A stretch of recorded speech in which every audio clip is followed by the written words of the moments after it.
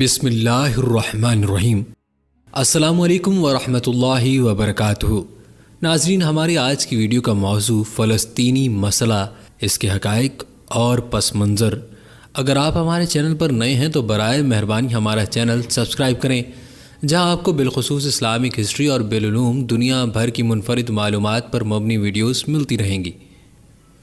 فلسطینی مسئلہ، حقائق اور پس منظر۔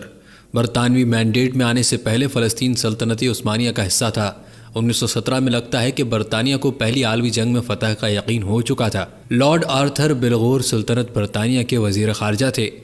لارڈ بلفور نے ایک سرکردہ برطانوی صہیونی لیڈر مسٹر والٹر تھریشلٹ کو خط لکھا کہ برطانوی حکومت فلسطین میں یہودی لوگوں کی ریاست کے بارے میں مثبت خیالات رکھتی ہے۔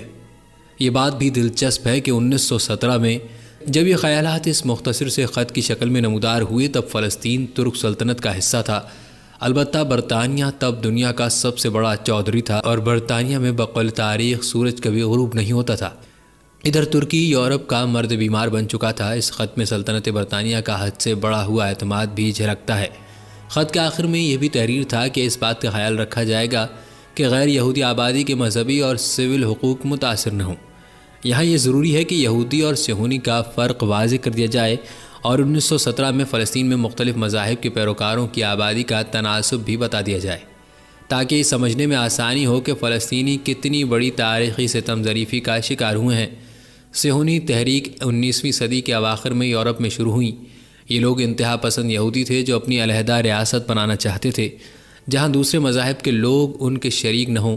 یہ بات بھی مد نظر ہے کہ ہر یہودی فلسطین میں صدیوں سے تینوں اویان سماویہ یعنی اسلام، عیسائیت اور یہودیت کے پیروکار مکمل امن و آتشی کی فضا میں رہ رہے تھے۔ یہ مقدس سرزمین تینوں مذاہب کے لیے بے حد اہم ہے۔ خلیفہ دوم سیدنا عمر فاروق نے یروشلم فتح کیا، گو کہ مسلمانوں کا قبلہ اول یہاں تھا، لیکن فتح کے وقت نماز پڑھنے کے لیے مناسب جگہ نہیں تھی۔ عیسائیوں نے پیشکش کی کہ ہمارے کلیسا میں نماز ادا کر لیں۔ خلیفہ راشد نے یہ کہا کہ معذرت کر لی کہ اگر میں نے کلیسا میں نماز پڑھی تو دوسرے مسلمان بھی میری پیروی کریں گے اور آہستہ آہستہ آپ کی جائے عبادت آپ کے پاس نہیں رہے گی۔ خلفائے راشدین کی فراست اور رواداری کی مثال کے طور پر یہ واقعہ اسلامی تاریخ کا اہم جزو بن چکا ہے۔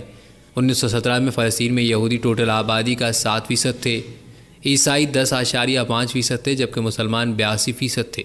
شرح میں صہیونی تحریک یورپ میں بھی مقبولیت حاصل نہ کر سکی، بوجہ یورپ کے لوگ یہودیوں سے نفرت کرتے تھے۔ اس کے برعکس یہودی سلطنت عثمانیہ میں عمومی طور پر اور فلسطین میں خاص طور پر معزز شہریوں کی طرح رہ رہے تھے۔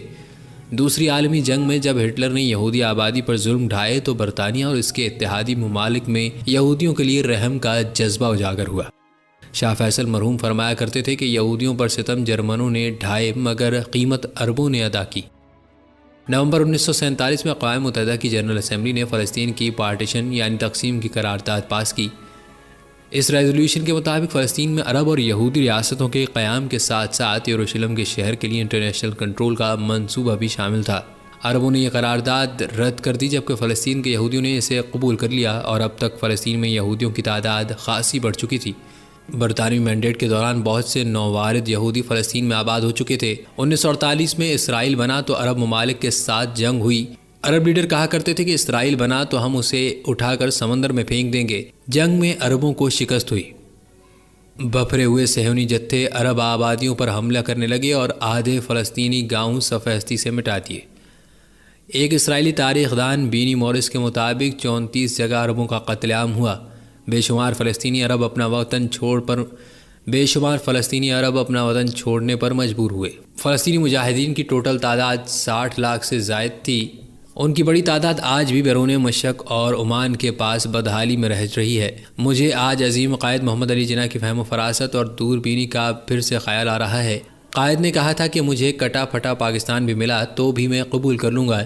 یقین مانی اگر پاکستان نہ بنتا تو ہماری حالت انڈیا کے مسلمانوں جیسی ہوتی۔ اور تاریخ کی یہ ستم ظریفی بھی ملاحظہ کریں کہ دور ریاستی فارمولہ جسے عربوں نے 70 سال پہلے ٹھکرا دیا تھا، آج اس کے حصول کے لیے کوشش کر رہے ہیں، مگر اسرائیل وہ بھی دینے کو تیار نہیں۔ عربوں نے لیلی خالد، جورج حباش اور ابو اندال جیسے حریت پسند پیدا کیے تو انہیں دہشت گرد کہا گیا۔ 1980 کی دہائی میں یاسر عرفات نے مسلح جدوجہد کی بجائے بات چیت کا اسلوب بنایا 1993 میں اوسلو معاہدہ ہوا۔ یاسر عرفات اور اسحاق رابین کو نوبل امن انعام تو مل گئے، لیکن فلسطین میں نہ امن آیا اور نہ ہی فلسطینیوں کو حق خودارضیت مل سکا۔ ہم پاکستان میں فلسطینی مسئلے کو اکثر یہودیت اور اسلام کے مابین تنازع سمجھتے ہیں، اور یہ بات کس حد تک صحیح بھی ہے کیونکہ ہمارا قبلہ اول پر قبضہ اس سارے قصے کا مرکزی باب ہے، لیکن میرے نزدیک یہ مسئلہ غاصب صہیونیت اور انسانیت کے درمیان جنگ ہے۔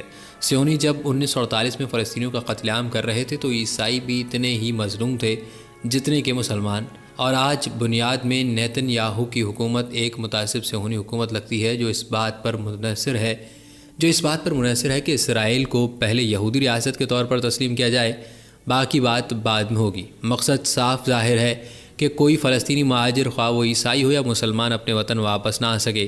اسرائیلی بڑی ڈھٹائی سے کہتے ہیں کہ عرب ممالک کی تعداد 22 ہے، جبکہ یہودی آبادی والا اسرائیل صرف 1 ہے، اور اس بات کا اصل مقصد یہ ہے کہ عرب ممالک فلسطینی مہاجرین کو اپنے ہاں آباد کریں گے، یا 60 لاکھ فلسطینی مہاجرین جن کی 3 نسلیں خیمہ بستیوں میں جوان ہوئی ہیں اپنے اصلی گھروں کو لوٹنے کے حق سے محروم کیے جا رہے ہیں۔ تمام انسانی حقوق کے قوانین اور اقوام متحدہ کی کئی قراردادیں فلسطینی مہاجرین کے واپسی کے حق کو تسلیم کرتی ہیں، لیکن اسرائیل کو کوئی پرواہ نہیں کیونکہ امریکہ اور برطانیہ اس کے حامی ہیں۔ اور مجھے نزار قبانی کی نظم یاد آ رہی ہے جو فلسطینی مہاجر کی ذہنی کیفیت کی عکاسی ہے۔ امید ہے آج کا ہمارا موضوع آپ کو پسند آیا ہوگا۔ ملتے ہیں کسی اور دلچسپ اور معلوماتی ویڈیو میں، تب تک کے لیے اللہ حافظ۔